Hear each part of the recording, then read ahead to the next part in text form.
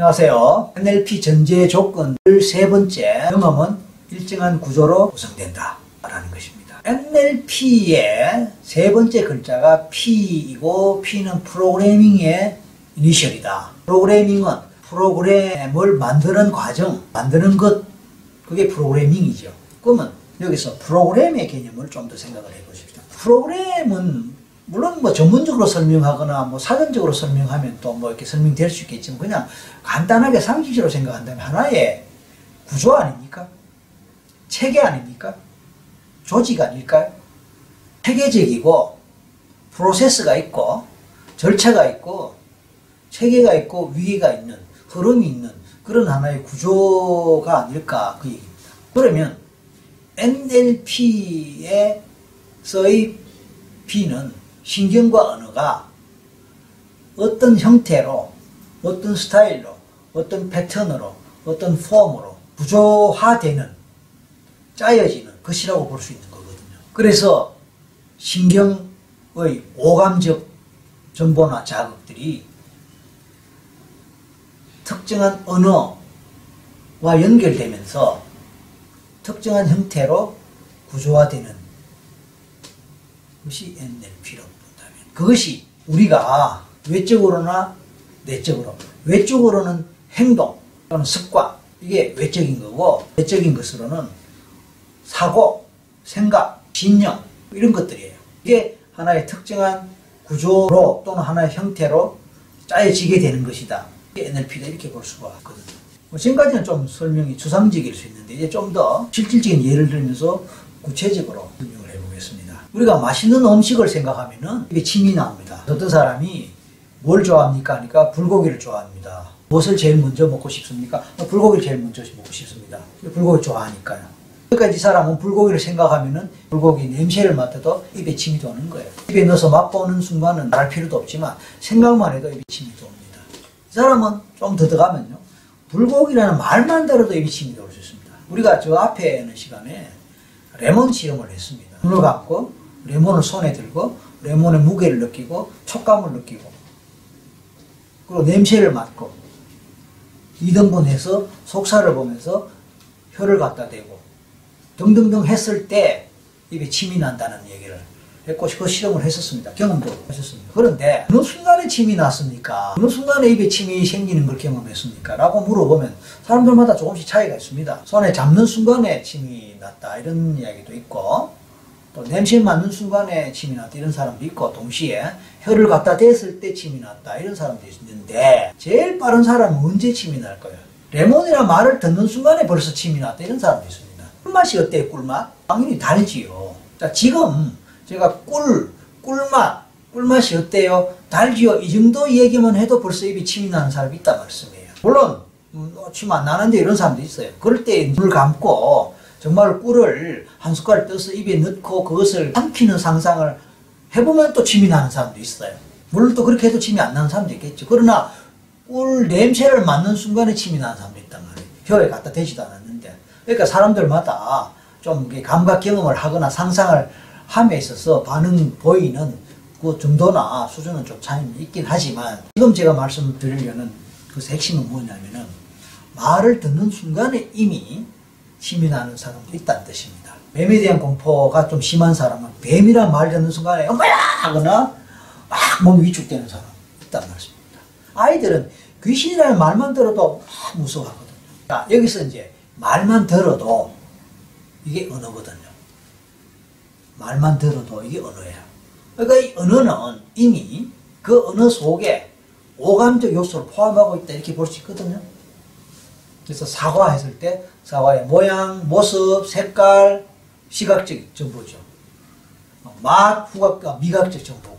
그러니까 사과라는 단어 속에 이미 그런 오감적 요소가 포함되어 있는 거예요. 따라서 사과라는 말을 듣는 순간 입이 침이 난다는 것은 나도 인식하지 않는 무의식 차원에서, 잠재의식 차원에서 사과 말을 듣는 순간에 벌써 오감적 자극을 받는 거예요. 뱀이라는 말을 듣는 순간에 뱀에 대한 공포가 있고 싫어하는 사람은 이미 오감적으로 자극을 받는 거예요. 그래서 무서워서 움츠리고 아야 소리를 내는 거예요. 징그럽다고 얼굴에 인상을 쓰는 거예요. 불고기라는 말 듣는 순간에 벌써 불고기 맛과 냄새, 이것에 관련된 오감적 정보가 이미 입력되어 있는 게 있기 때문에 잠재의식 속에서 그 자극을 받고 그래서 입에 침이 도는 거예요. 레몬도 마찬가지예요. 그럼 뭡니까? 우리는 우리의 경험에 일정한 구조가 있다는 것이 설명이 되지 않습니까? 언어와 오감적 정보, 자극, 그리고 그것이 특정한 형태로 구조화되고 조직화돼서 프로그램 된다 이거죠. 그러니까 사과를 싫어하는 사람은요, 사과 말 들어도 아무런 반응이 없거나 아니면 찡그릴 수 있습니다. 그 사람은 그 사람 나름대로의 프로그램이 그렇게 돼 있는 거예요.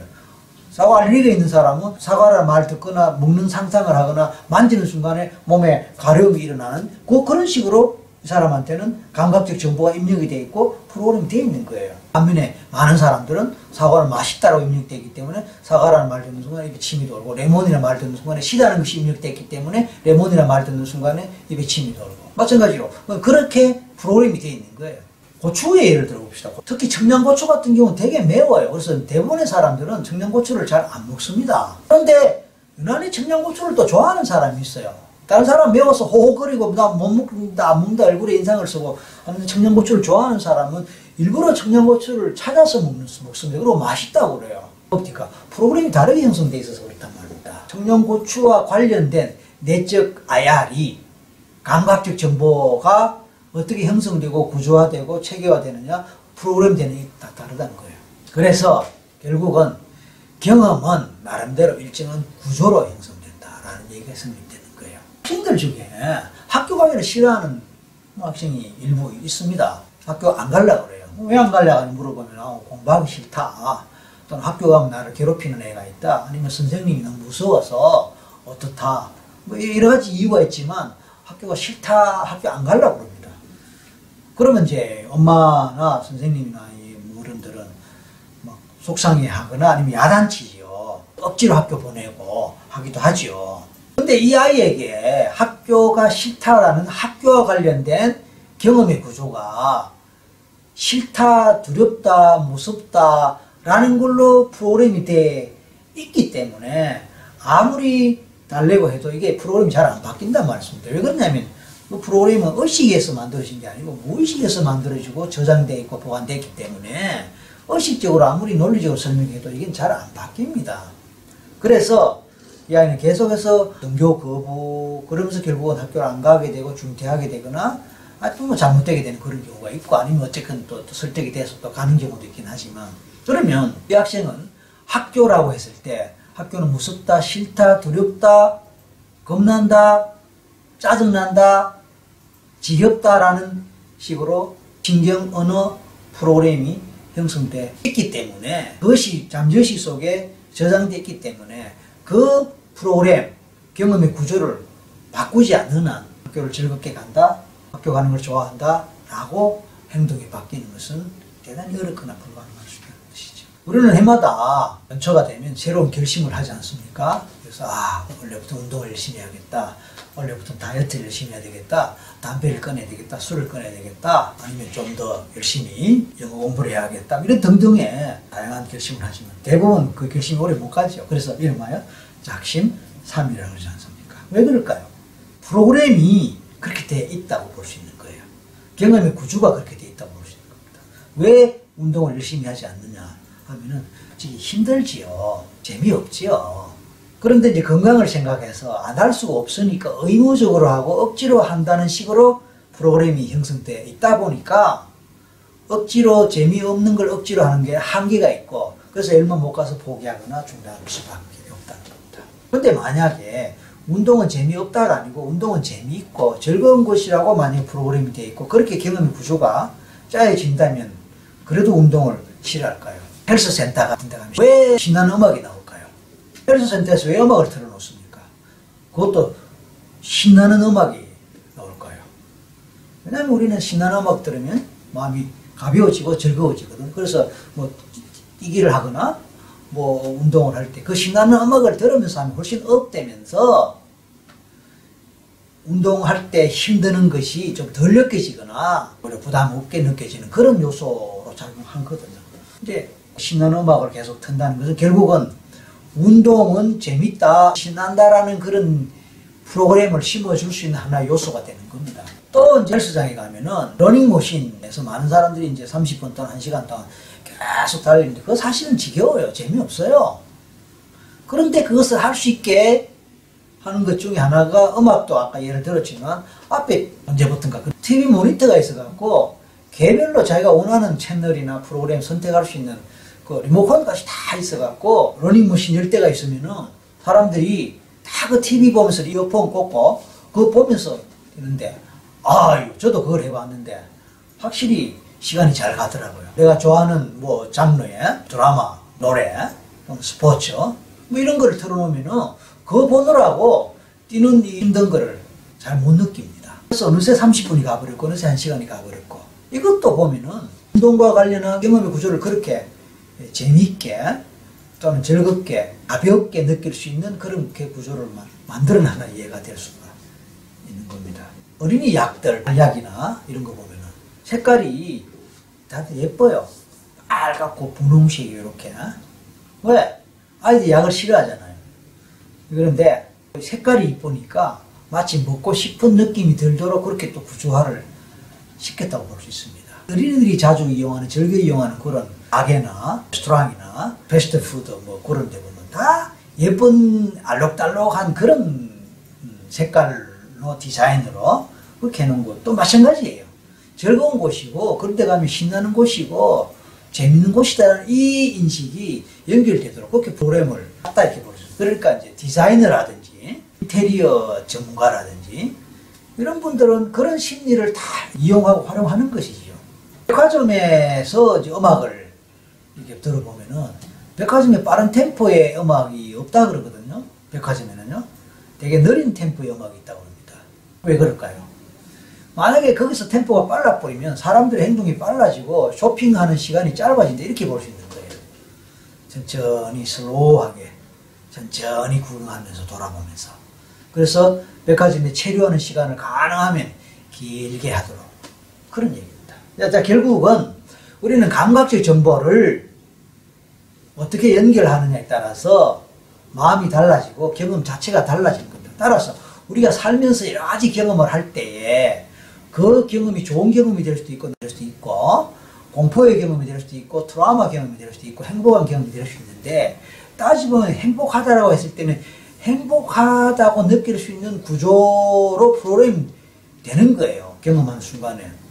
될 때는 트라우마 경험이 되고 트라우마 기억이 될 때는 트라우마로 경험될 수밖에 없고 트라우마로 느낄 수밖에 없는 그런 구조로 그 순간에 프로그램이 되는 거예요. 고속도로에서 교통사고가 한번 나버리면요. 첫째는 운전에 대한 공포가 생길 수 있고요. 첫째. 운전하거나 일반 도로에는 운전하는데 별로 괜찮은데 고속도로 올라가는 데 대한 공포가 있게 됩니다. 도로는 위험하고 고속도로에서 교통사고가 났다라는 그 기억과 관련한 구조가 만들어져 버리고 프로그램이 형성되어 버리는 거예요. 말만 들어도 가슴이 두근거리고 답답해지고 몸이 위축되고 공포감이 생길 수 있다는 겁니다. 사고가 나서 이제 쓰러져 있거나 뭐 아주 피를 흘리고 있는데 사이렌 소리가 막 앰뷸런스가 오고 레카차가 오고 막 하는 그런 순서 상황 속에서 시끄럽게 많이 들었던 그 기억이 있기 때문에 그냥 평상시에 나하고 아무 관계없는 어떤 사이렌 소리, 예? 지나가는 앰뷸런스 소리 그때 순간적으로 막 공포감이 몰려들고 순간적으로 몸이 얼어붙어 버린 그런 경험을 할 수 있는 것도 마찬가지로 경험의 구조 때문에 그래요. 우리 무의식 속에 입력되어 있는 우리가 어떤 특정한 경험을 할 때에 특정한 형태로 그 경험이 구조화되고 그게 프로그램화되니까 보암을 느낄 수밖에 없고 어떤 사람은 오히려 그 사이렌 소리가 반가울 수 있는 거예요. 집에 강도를 만났는데 도둑을 만났는데 집에 불이 났는데 막 신고를 막 했는데 또 불구하고 막 아무런 반응이 없고 그러는데 갑자기 사이렌 소리가 막 가까이 들려오면 얼마나 반갑겠습니까? 그죠?